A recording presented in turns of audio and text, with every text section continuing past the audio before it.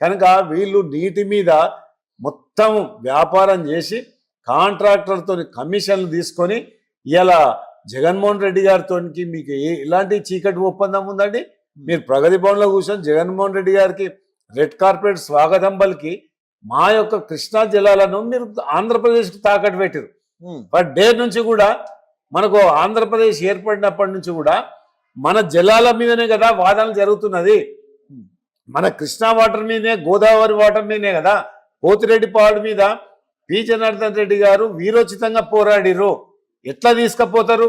Rayalaseema lift ఇరిగేషన్కు ఇదే కేసీఆర్ గారు ముఖ్యమంత్రి ఉన్నప్పుడు తీసుకుపోయారు. ఇదే కేసీఆర్ గారు ఉన్నప్పుడే బంకచెర్ల కట్టిర్రు. ఇదే కేసీఆర్ గారు ఉన్నప్పుడే నీటి దోపిడీ ఆంధ్రప్రదేశ్కు రెడ్ కార్పెట్ వేసి పంపారు. అందుకోక ఇవాళ తెలంగాణ పక్షాన గౌరవ ముఖ్యమంత్రి గారు అడిగే ప్రశ్నలు తట్టుకోలేక ఇలా కేసీఆర్ గారు రాలే, అదే విధంగా డిప్యూటీ లీడర్ రాలే, బీఆర్ఎస్ నాయకులకు ముఖం చెల్తలేదు.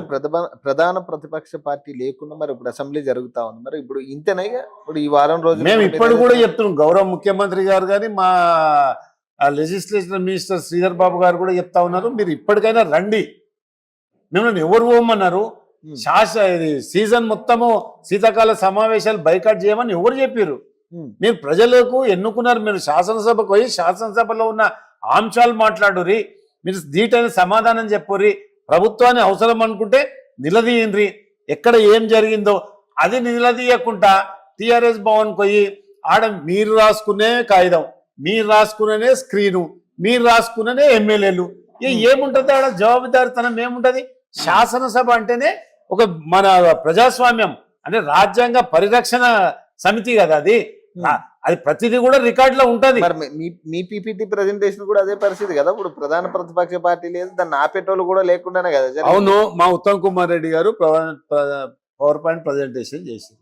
మీరు కూడా చేయండి. ఉత్తమ్ కుమార్ రెడ్డి గారు అసెంబ్లీలో చేశారు. మీరు కూడా రండి, అసెంబ్లీకి వచ్చి క్వశ్చన్ చేయండి. ఎక్కడ ఏమైంది, ఎక్కడ ఏమైంది, పోతిరెడ్డిపాడు ఏమైంది, రాయలసీమ లిఫ్ట్ ఇరిగేషన్ బంకచెర్ల, శ్రీశైలంలో నీటి వాటా ఎంత, గోదావరిలో మన నీటి వాటా ఎంత, ట్రిబ్యునల్ ఏం చెప్తుంది, బచావత్ ఏం చెప్తుంది, ఇవన్నీ ఏది మాట్లాడకుండా, ఎందుకంటే ఇక్కడ తప్పు జరిగింది కాబట్టి, తప్పు చేసిరు కాబట్టి కనుకనే ముఖం చెల్లక సమాధానం చెప్పక ముఖ్యమంత్రి గారి కళ్ళల్లో సూటిగా చూడలేక పలాయనం నుంచి తగ్గించారు.